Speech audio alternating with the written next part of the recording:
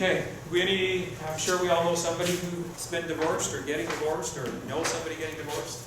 Unfortunately, with the numbers being at roughly 50% of every couple, it's fairly common.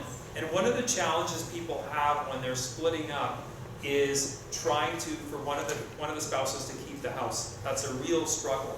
Because if you're looking at it, like if you buy a brand new house, you're allowed to get in with as little as 5% down. But one of the rule changes that happened is if you try to refinance a house, you've got to have at least 20% equity in it. So you're only allowed to go to 80% of its value.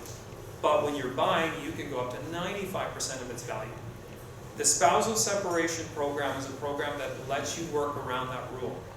It allows one spouse to buy the other spouse out up to 95% of the value of the property. It treats it as if it was an arm's length purchase.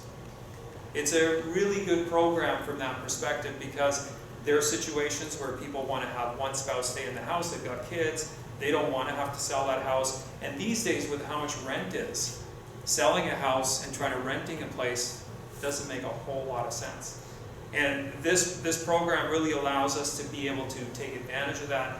Still, also, if you've got debts that, let's say, one person's responsible for, there's a credit card to be paid out, or something else that's part of your breakup or split up, you're allowed to tack that into your mortgage as well.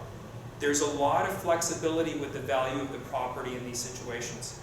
The CMHC and the government has some latitude where we've even looked at values that were, when they got appraised, were even less than what the actual value that was stated, and the government was okay using it.